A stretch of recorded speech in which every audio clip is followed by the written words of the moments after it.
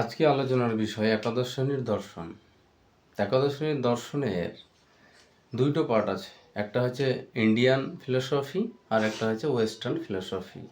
তো Indian philosophy আর western ফিলোসফির যে নম্বর বিভাজন সেটা আগে জানতে হবে।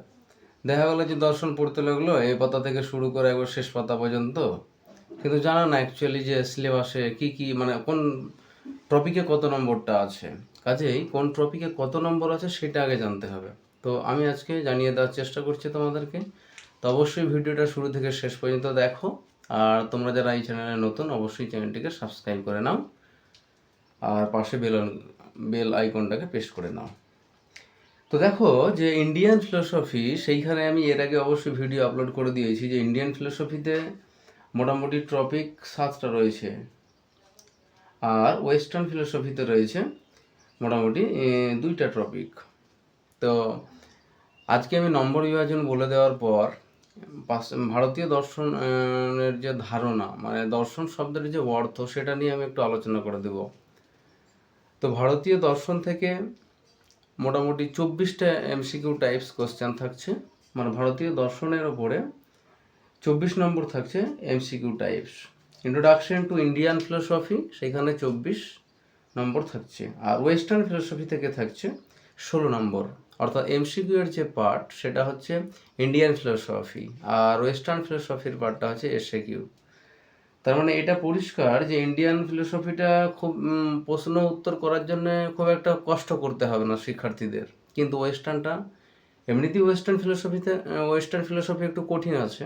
তো তারপরে যখন এসে কেউ লিখতে হবে তখন সেক্ষেত্রে ওকে ভালো করে বুঝতে হবে। কি বুঝতে হবে?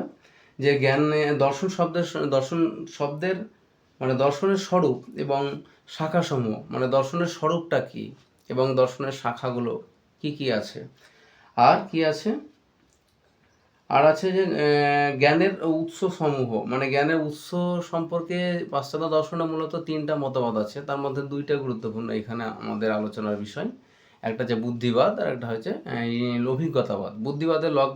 বুদ্ধিবাদে হচ্ছে ডেকার্ত, স্পিনোজা, লাইবনিজ, আর ডেকার্ত, স্পিনোজা, লাইবনিজ হচ্ছে বুদ্ধিবাদ, আর অভিজ্ঞতাবাদ হচ্ছে লক, বার্কেলে, হিউম।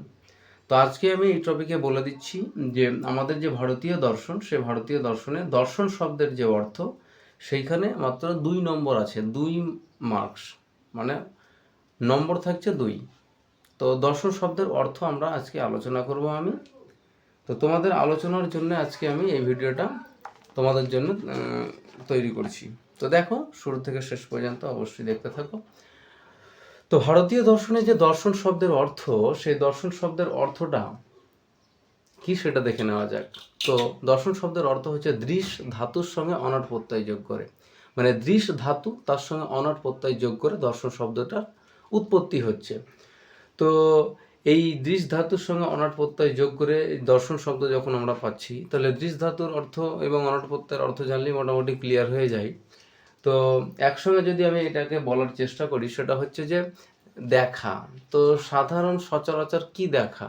চাক্ষুষ প্রত্যাহকে আমরা দেখা বলি, কিন্তু অন্তর্দৃষ্টি দিয়ে যে দেখা, অর্থাৎ ভারতীয় দর্শন শব্দের অর্থ ঠিক এইরকম হয় যে তত্ত্ব দর্শন বা সত্য দর্শন, মানে সত্য দর্শন বা তত্ত্ব দর্শন। যে সত্য দর্শনকে জানবে, যে তত্ত্বকে জানবে, যে সত্যকে জানবে, যে তত্ত্বকে জানবে সঠিকভাবে, সেই হচ্ছে দার্শনিক। তো ভারতীয় দর্শনে তাকে আমরা দার্শনিক বলবো যিনি সত্যকে, অর্থাৎ জগৎ ও জীবন সম্পর্কে সম্যক একটা উপলব্ধি লাভ করার চেষ্টা করবে। আর এই হচ্ছে ভারতীয় দর্শন শব্দের অর্থ। মানে ভারতীয় দর্শন শব্দের অর্থের একটা গুরুত্বপূর্ণ জায়গাটাই হচ্ছে যে সত্য দর্শন বা তত্ত্ব দর্শন। আর পাশ্চাত্য দর্শনে যদি আমি যাই, মানে দর্শন শব্দটাকে যদি আমি দুটো ভাবে নেই, একটা হচ্ছে ইন্ডিয়ান, একটা হচ্ছে ওয়েস্টার্ন ফিলোসফি। তো ফিলোসফি বললে আমরা দর্শনকে বোঝাই। আবার ফিলোসফি শব্দটাকে যদি আমরা অ্যানালাইসিস করি, তাহলে সেখানে দেখতে পাবো যে দুটো গ্রিক শব্দ থেকে এসছে, একটা হচ্ছে ফিলজ আর একটা হচ্ছে সফিয়া।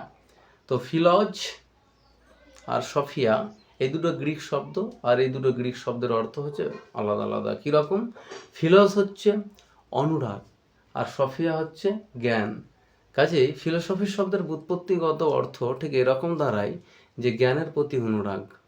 বা সত্যের প্রতি অনুরাগ বা সত্যের প্রতি ভালোবাসা ইত্যাদি ইত্যাদি। তো এই ফিলোসফি আমরা দেখলাম যে ফিলোসফি সমান দর্শন যদি আমরা বলি তাহলে কিন্তু অনেক ভুল বলা হবে। দর্শন শব্দের যে অর্থ সেটা একরকম, ফিলোসফি শব্দের যে অর্থ সেটা একরকম। তবে আমরা আমাদের আলোচনার সুবিধার্থে ফিলোসফি বলতে দর্শন আর দর্শন বলতে ফিলোসফি এই শব্দগুলো ব্যবহার করে থাকি। তো পাশ্চাত্য দর্শনে দার্শনিক কাদের বলবো আমরা? বলছে যারা সত্যের প্রতি অনুরাগী হবে তারাই হচ্ছে দার্শনিক, তারাই হচ্ছে দার্শনিক। আর ফিলোসফি আর ফিলোসফার শব্দটা প্রথম ব্যবহার করেছেন পিথাগোরাস। পরীক্ষায় থাকে যে ফিলোসফার শব্দটি প্রথম কে ব্যবহার করেছেন, তো এটা হচ্ছে পিথাগোরাস। তাহলে ভারতীয় দর্শনের যে ধারণা, এখান থেকে 2 নম্বর পাওয়ার জন্যে শুধু দর্শন শব্দের অর্থটা, অর্থাৎ দিশ ধাতুর সঙ্গে অনার যোগ করে দর্শন শব্দের উৎপত্তি, আর ফিলস প্লাস সফিয়া সমান ফিলোসফি। তো ফিলোসফি শব্দের অর্থ হচ্ছে জ্ঞানের প্রতি অনুরাগ বা সত্যের প্রতি অনুরাগ বা সত্যের প্রতি অনুসন্ধান, আর দর্শন শব্দের অর্থ হচ্ছে সত্যকে জানা বা তত্ত্বকে জানা বা সত্য দর্শন বা তত্ত্ব দর্শন অ্যাকচুয়ালি। তাহলে আজকে আলোচনা এই পর্যন্তই থাকলো।